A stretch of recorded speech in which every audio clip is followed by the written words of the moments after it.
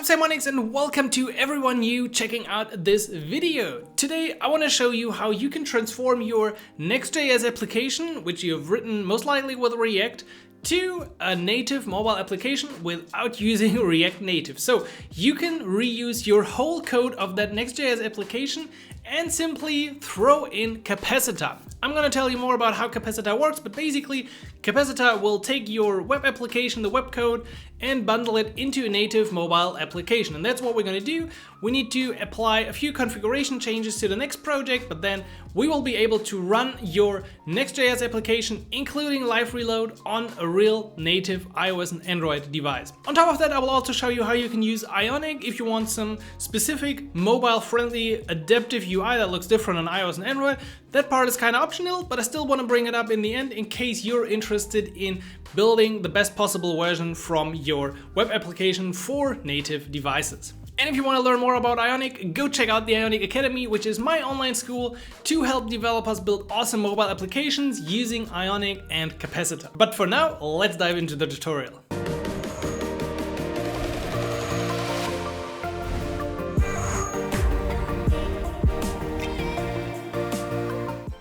Alright, so before diving into our next application, let's take a quick look at Capacitor if you never used it before. So Capacitor marks itself as a cross-platform native runtime for web apps.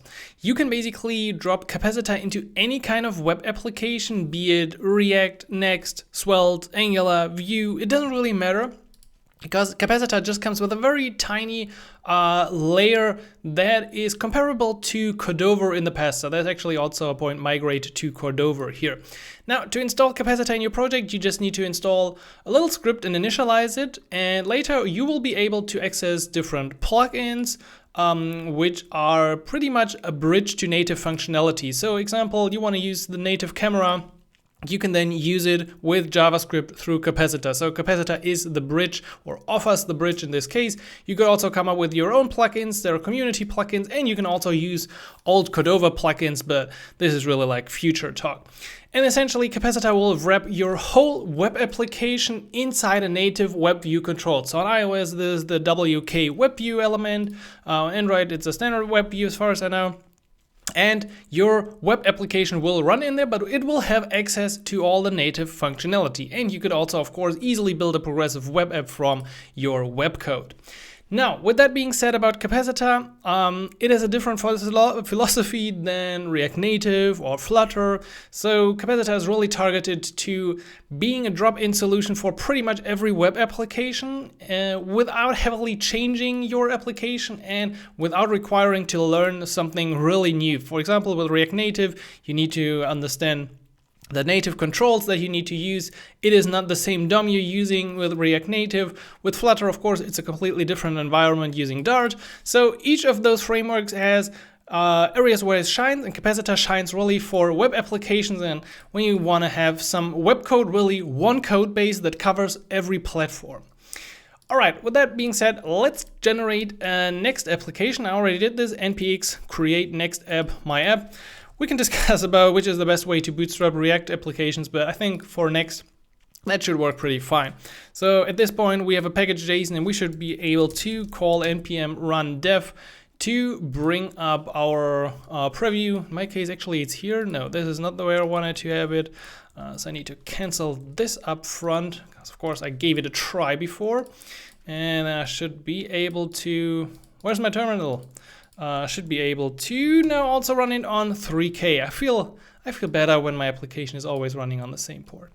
So this is a standard Next application, nothing fancy, nothing special. But what we need for Capacitor is we need an output, a build kind of. And for this, we can create an export with Next.js. So let's go ahead and add a new block to our package.json called static, or you can call this pretty much whatever you want. I want to do a next build and next export. So this should export a static version of our page, which we can then use in our page. So let's call npm run static. And this will hopefully build our project, but I fear it won't do this. Spoiler, it won't, I know it. The problem is at the time writing this, the image optimization is not working with Next export. So in order to fix this, we can move to our next configuration file and add a new block called experimental. So experimental tells me that in like half a year this is not experimental anymore, and you can probably then get rid of that. And then images unoptimized, true, because the optimization is just not working with our export here and the image tag. Probably this would work if I had no image tag in my pages at all, because I think in the default case, oh, that would be an interesting catch. Like, why do I always find these ideas when I do the tutorial, not up front? So in the default, there is, as far as I know, an image right here. And this is using the cool image tag from Next, which is definitely cool, but let's say we're not using the image tag. Would our export work then without this block? This is the question. So then I could safely, okay, it's still not working. That's good. That actually really makes me feel better. It kind of makes me sad because I thought I had found something cool, but it also, well. Okay, so we need this little block in our next config to enable an output. And now we see we actually have this static output right here. So now I could once again run this in the version where we got the experimental images unoptimized, and it should create our static page here in the output folder with an index.html, something you could pretty much put into any server. And that's exactly what we need for Capacitor. So now let's install Capacitor. We begin by installing the Capacitor CLI as a development dependency in our project. So this allows us to run different Capacitor commands. It has a slim API, very, very short. There are a few helpful things within the Capacitor CLI that we definitely want to use. And the first one is, this was now the perfect timing if this was finished, npx cap init. So cap is the Capacitor CLI. What's the name of your app? We're going to keep it like it is. We're going to keep the package ID as it is as well. I don't want to make anything fancy. You can later configure this anyway, because this is creating a capacitor config.json. Or actually, I would rather like to have a capacitor config TS file. I don't know why. This could also create a TS file. But anyway, it's not a big difference. Capacitor just switched to TS instead of JSON. So this is a little configuration for our Capacitor project, but we're not yet completely finished. And one thing we can already do is change the web directory. So by default, it's to public, but our web directory is, of course, the output directory here. So let's hit save. With that in place, we can now run another batch of commands, and that is to install the actual Capacitor core package, which we need for our app, and then the respective packages for, come on, where is it? For iOS and Android. So add capacitor/iOS, add capacitor/Android if you want both of the platforms. If you don't want them, of course, you don't need to run this both. But I'm also now adding both platforms. This is the next step, cap add iOS. And this will now create a native iOS project. And if I run this for Android, it will create a native Android project right here. You could, or well, let's say you can open those projects. And also, this is where the Capacitor CLI is also nice. npx cap open iOS. This brings up Xcode. And I could do the same to run npx cap open Android. So you don't even need to go into your files and folders and open this with Android Studio or whatever you got. Just use the according commands from the Capacitor CLI, and then you got the native project open. Cool. With that in place, I think let's just deploy this. Let's do this. So this is Xcode. I'm going to use Xcode. You can also use Android Studio, connect your device. It doesn't matter. I just want to make this a bit bigger. Is that possible? Yeah. So within Xcode, you're going to go to sign in capabilities. Actually, I think you don't even need this, right? Oh yeah, so you can use signing and select your team when you want to build your application for a real device, this one. If you only want to build to the simulator, you don't need this, but be aware that once you want to build your application for an app store and submit your application, you need to be enrolled in the iOS developer program. But let me take a look at the clock. It's about not even 10 minutes, probably 10 minutes, and we already got a native mobile application. Yes, this is exactly the application we have seen before, right here. So just for a small screen. However, there are things that make up a native application. Like we need a bit different UI probably. And we of course also want to explore the Capacitor plugins. Of course, that's what we want to do. But before we do that, I highly recommend we do one more thing. And that is setting up live reload. Or some of you might also know this as hot reload. I actually don't know what's the right way. Everyone's using something else these days. So to do this, we can go to our Capacitor config and add a cool little block in here. That's called server. Because I'm using a JSON file, I might need to do it like this and that. And then I also don't like this. So what we want to do here is we want to add the local IP of our computer. You can figure this out with different things. So you could either use a command like, what's the command for Mac? I think it's ipconfig get if address. For Windows, I think it's also ipconfig, and then just look up your local IP or go to the network settings. Really, you're here to build a cross-platform application with Capacitor. I don't need to tell you how to get your local IP. So I'm gonna add my one. Should be this, and hit save. Now, if I make any changes to the Capacitor config, I need to sync those changes back to the native platform. So I'm gonna run npx cap sync. This will also do a few other things that we're going to talk about. And then within the native project, I'm going to hit run again to redeploy the application. Now, what is going on in this application right now? Not a lot, you would say, and that's very true. Because where's actually my application? I can't see it right now. I feel like it's not even running at all. Let's run it one more time, and then I see a localhost. Okay, application here is running, and let's do something cool. Let's go to our application, to pages. Let's go to the, of course not, to the index.js. That was also an interesting command. That was the hide command from Visual Studio Studio. If you didn't know, on the Mac, Command and H. Directly next to closing. Let's change anything, create Capacitor app. And actually, my device should reload. No, why is it not reloading? Well, I could have many reasons.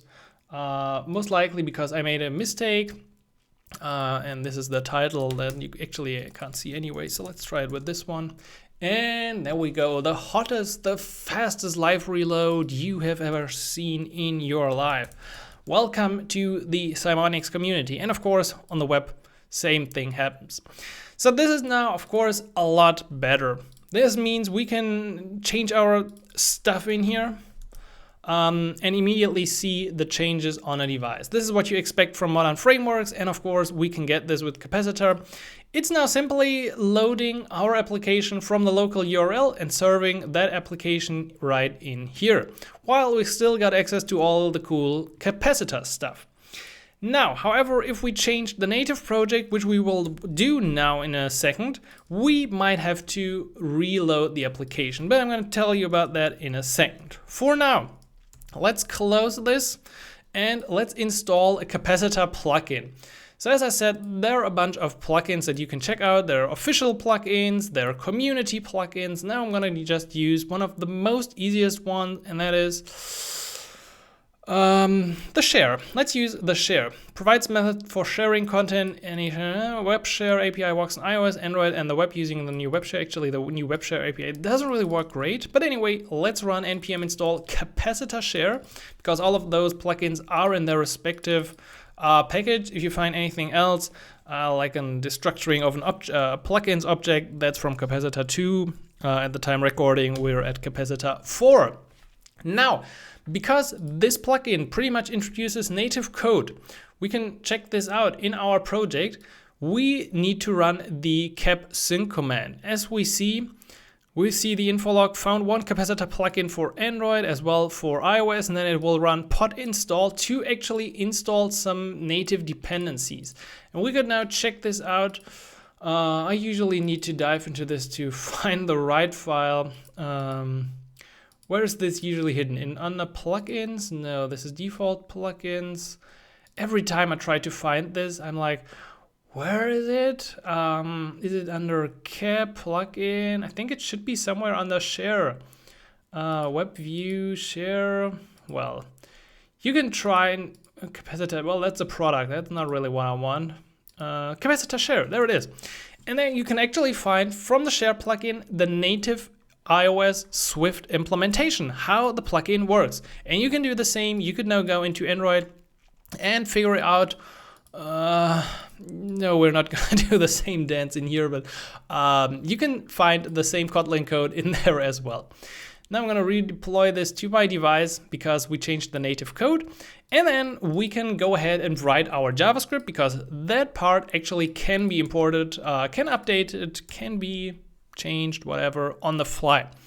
So within our index page, which is the only page we got, let's get a bit rid of a few things like this whole div element here. I just want to see what's going on. Okay, welcome to Ionic. That looks good. Let's import share from capacitor share. And then let's simply create a new share function in here. This will use the share plugin from Capacitor with a few imports. Of course, we got TypeScript, so we can check out all the signatures here, the share options and everything that we need to pass. And then let's add a simple on-click link here to our main. So on-click, I'm gonna call share. And what happens if I click share? I'm triggering the native iOS dialog. Now, what would happen on the web? Pretty much nothing right now because the share API is not available on this browser. I don't know, are you available on Safari? I don't think so actually, or are you? Like it's been, yeah, actually on Safari the share API is available. That is kind of strange. Something's available on Safari and not on Chrome. But anyway, many of those capacitor plugins also come with a web implementation, which means you could use the plugin right here in your web application as well as in a native device. And because you got those three different implementations, it will just use the right one. So if the code is running on Android, it will use the Android one. On iOS, it uses the iOS implementation. That's a pretty cool thing. And we've come actually quite far. So we got live reload of our Next.js application on a real device. I could also deploy this to my native device. There's one more thing that I like to or want to show you because it's actually quite complicated, more complicated than I thought it would be. And that is how we can also integrate Ionic.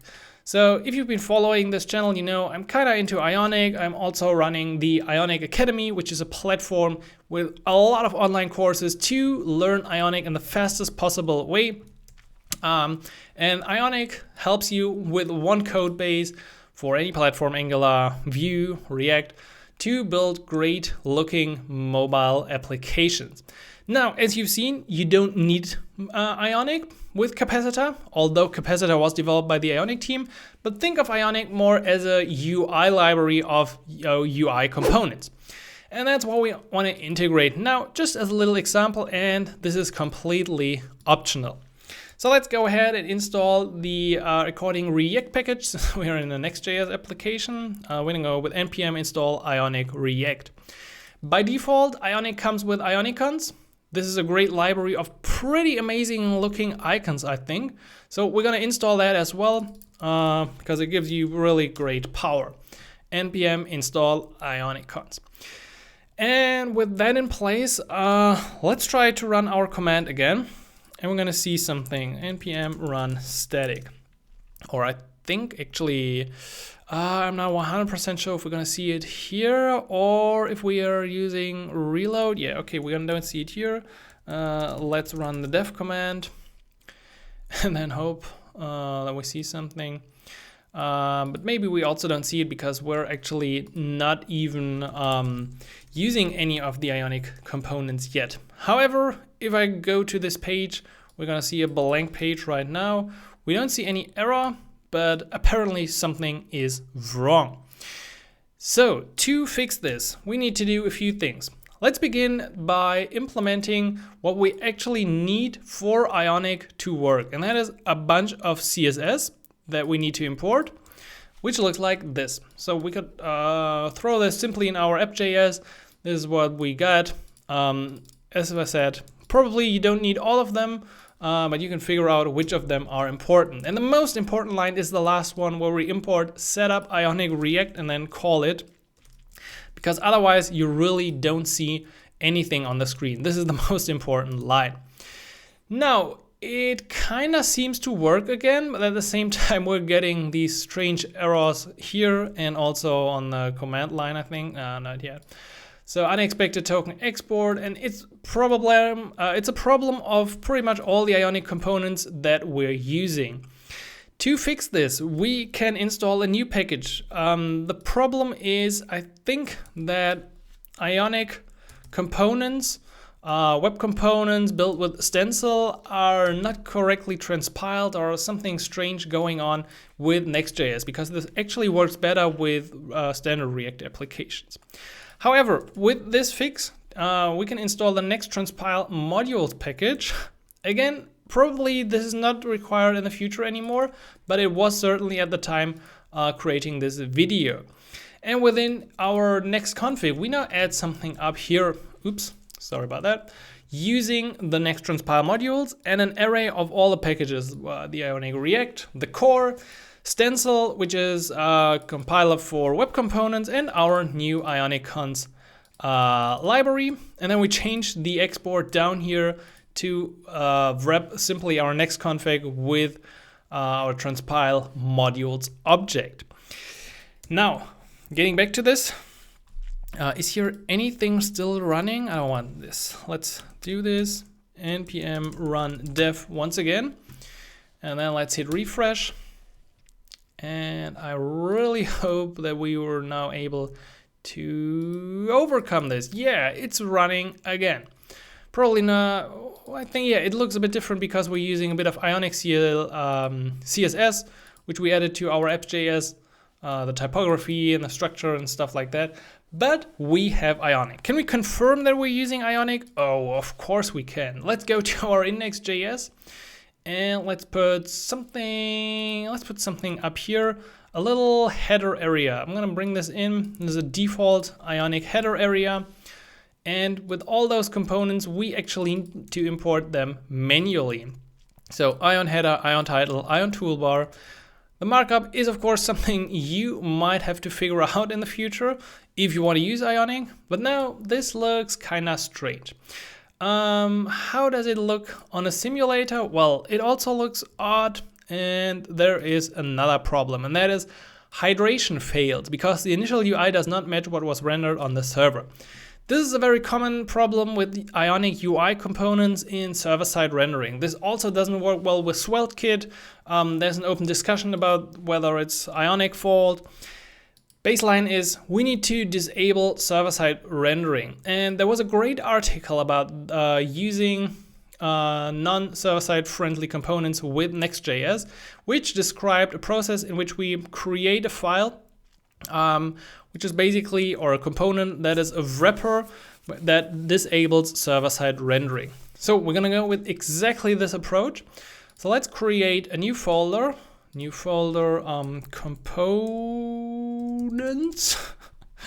And then I'm gonna create a file. I'm gonna try to use the right case. I think it's Pascal case, right? Simon, please help me.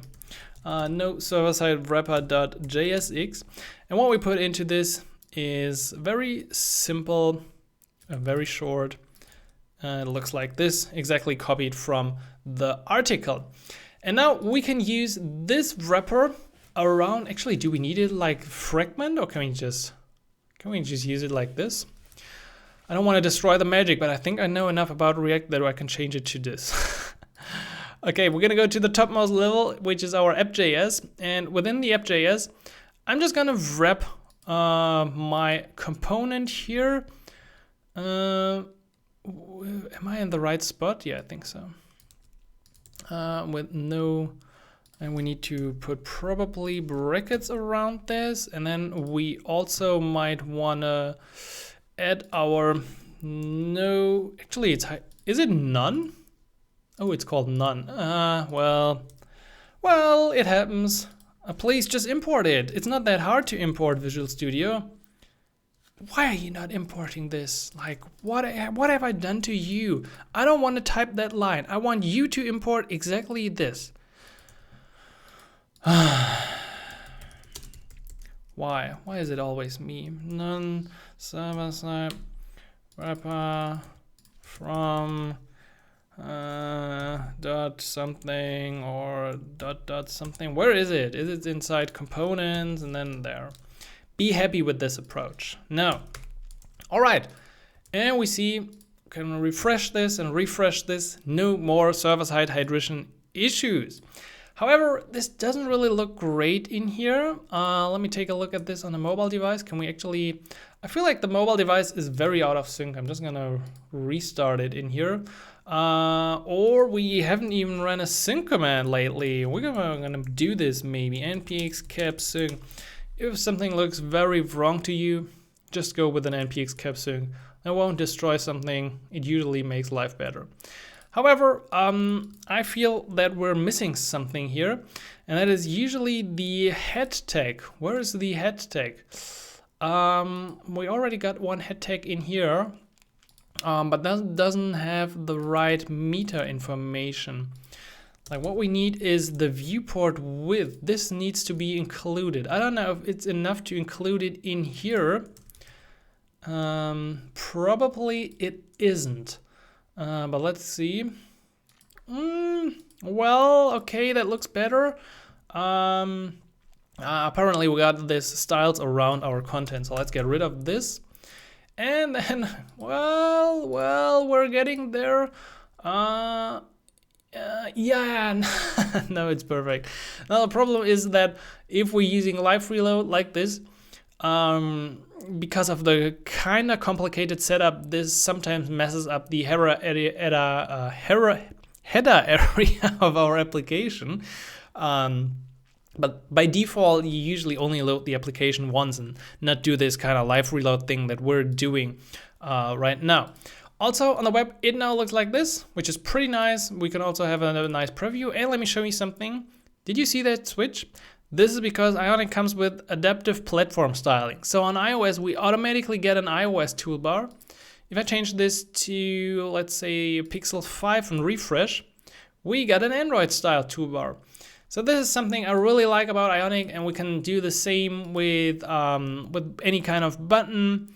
So if I wanted to change my on-click link listener to an Ion button, we're gonna have this cool button down here, which still of course doesn't work.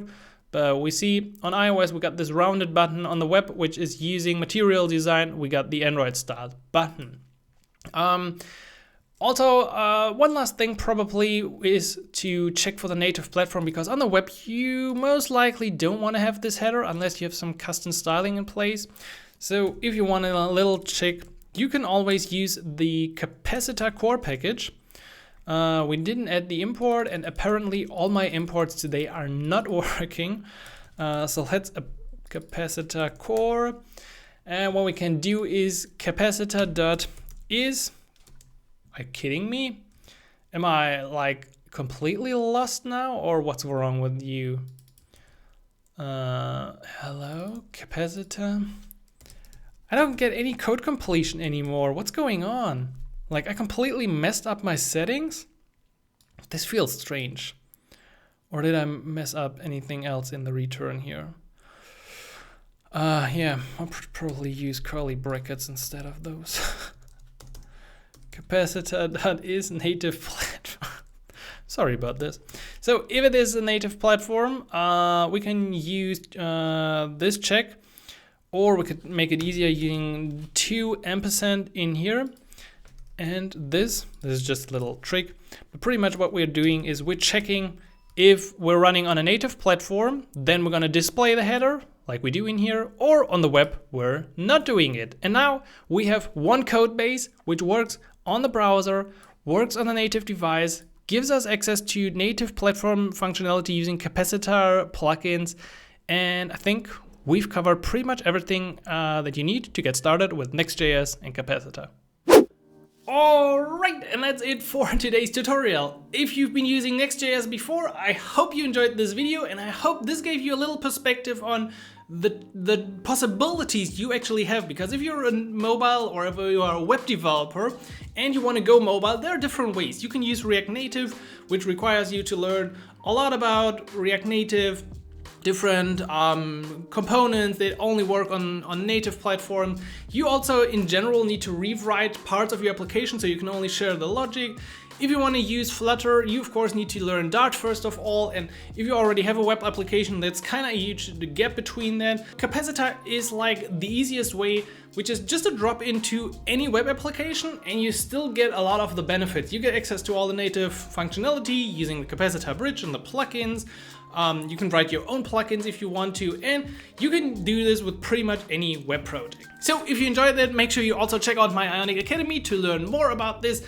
And of course, please hit the like button and stay subscribed to this channel, because there will be more, even better, even more epic videos in the future about building mobile applications based on your web skills, be it Svelte, React, Angular, whatever we can find. We're gonna build an amazing mobile app from it. Now go show off your cool new Next.js Capacitor skills, and I'm gonna find you in the next video. So until then, happy coding, Simon.